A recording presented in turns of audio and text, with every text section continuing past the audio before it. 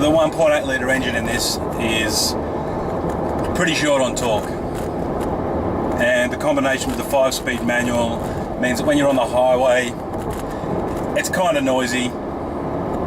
The vibration and harshness is, I guess, below average. Well, it's probably not really that fair, because we're talking about a $21,000 or $22,000 car, and noise, vibration and harshness isn't really a hallmark of this price range. Now, what this car does have is pretty damn good handling, and because the Z Series has the larger CDX style wheels and also runs Bridgestone Turanza tyres on it, the grip is actually quite good. Balance is quite good because the engine isn't the rather heavy diesel version. This is the lighter petrol engine, and as a result, turn-in's quite good. There is some understeer there, but you've got to be pushing pretty hard, and if you're focused about how you're driving the car, you can get it to do some pretty special things. But of course, all of that is faint praise when you start looking at it in the context of the market, because there are a lot of more advanced engines out there with better powertrains, quieter interiors, and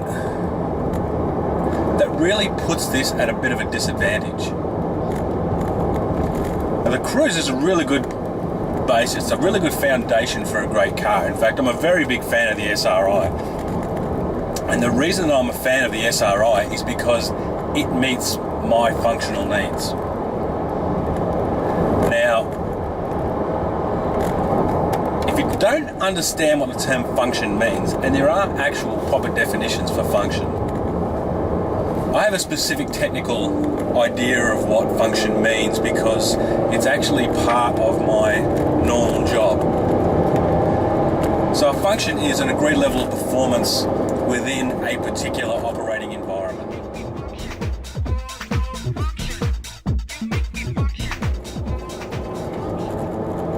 So again, a particular function may be associated with a particular noise level, or a particular amount of structural rigidity, that sort of thing.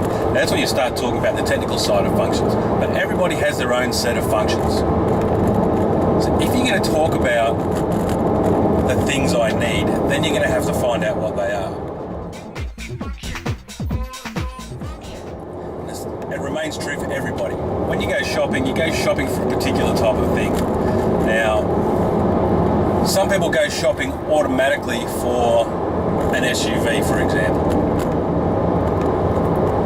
Now, why do you automatically go shopping for an SUV? Is that because you need an SUV to look like you're fitting in with everyone else? Or do you automatically shop for an SUV because you believe that the package of an SUV meets the functional requirements of your particular lifestyle? Nobody thinks about that. I think about that. Most other people wouldn't think into it that far. They just say, I want a new SUV because they look like they can do lots of things. And that is true, they can do lots of things. But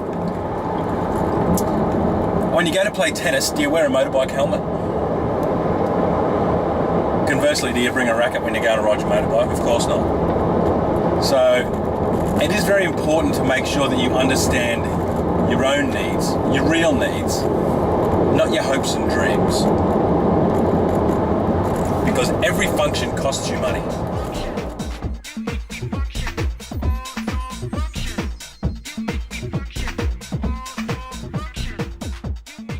I'm going to come back to this Z Series Cruise here. It's got a lot of nice stuff in it. It's got the push button door lock, so you don't have to pull the key out of your pocket, you just press a button, the doors unlock. It's got a push start. It's got the 7-inch touchscreen in the centre of the miling system, which is pretty fantastic. What else has it got? Nice leather seats. The seats in this are fantastic. I love sitting in the Cruise.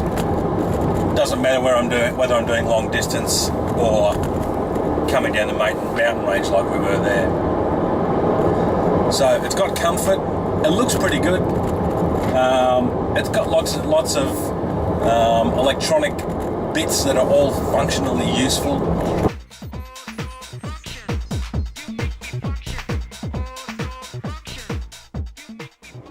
I had a test car the other day which didn't have that function where you could, where you didn't need to pull the keys out of your pocket to unlock the door, and I was like, "What's going on? Is it the dark ages?"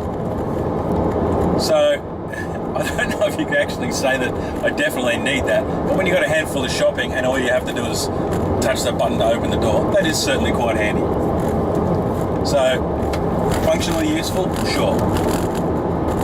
Now the 1.8, again we talk about what is the function. A function is a certain level of performance in an agreed operating environment. Now, when I'm sitting behind the wheel, that particular operating environment, this engine doesn't meet the performance expectations that I have.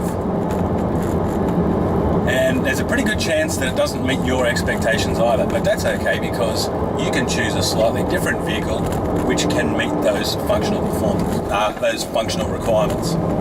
So for example, if you don't like shifting gears like I do, then you can pay for an automatic gearbox to sit behind this 1.8. Personally, I wouldn't recommend that because although it does add an extra cog, the 1.8 is too short on torque for this weight of vehicle, and as a result, if you try and drive it like a medium-sized car, which it sort of feels like, to be honest, it doesn't really feel like a small compact car. If you try and drive this like a larger car or a medium-sized car, you're going to be working the engine quite hard because it's low on torque, and as you work it harder, it drinks more fuel and it appears to be less fuel efficient. So you've got to make that little bit of a balance there between, you know, if you're buying the bottom of the line, again, I said this before with, what was I driving? When I drove the Fiat Panda Pop, I said the same thing. If you're going to buy the bottom of the line car, you're buying it for an economic reason, and paying exorbitant servicing costs is not economically responsible. It doesn't fit in with that same idea of being frugal as far as maintenance costs go. Paying to service a VW is more expensive than paying to service my 6-cylinder Commodore.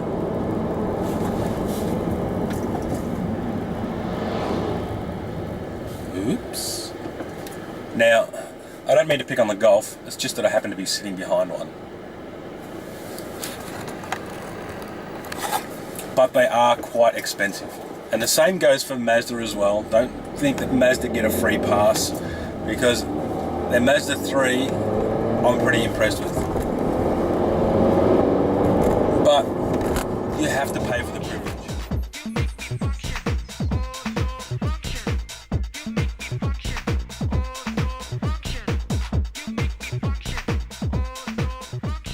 So what's that particular function that you require that justifies the higher price tag of buying a Mazda 3 or a Golf 77 TSI, or whatever they're called, the midget cheap ones? So now we're really down to it. The reason that you are buying a Volkswagen is because it's a nicer car.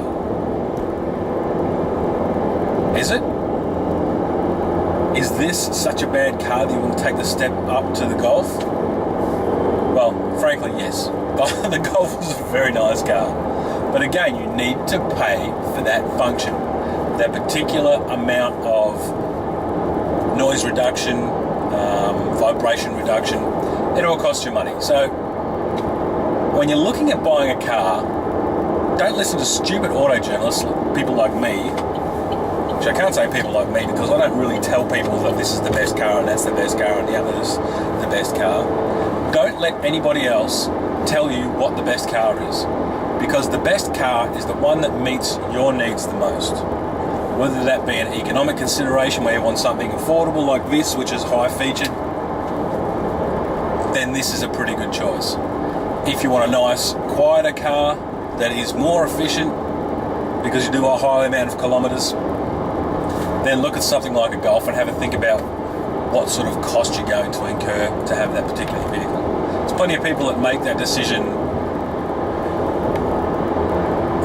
maybe it's based on reasonable assertions and actual thought and analysis of the needs that you have.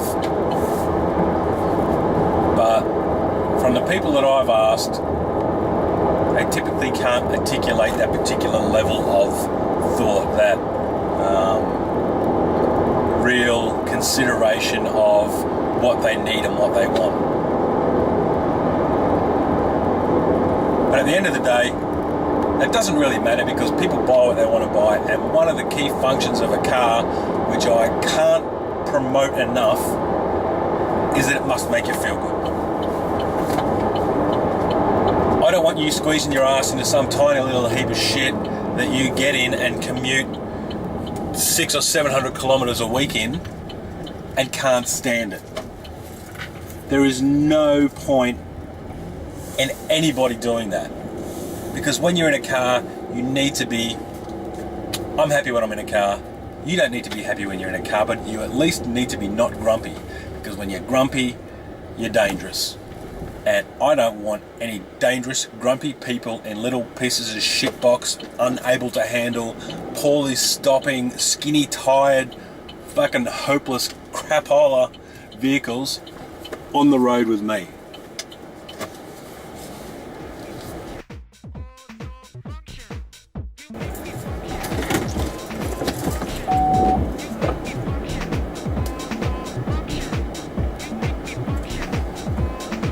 I want you to be paying attention, not like I just was and nearly ran out the back of that guy in the truck in the Mazda Tribute.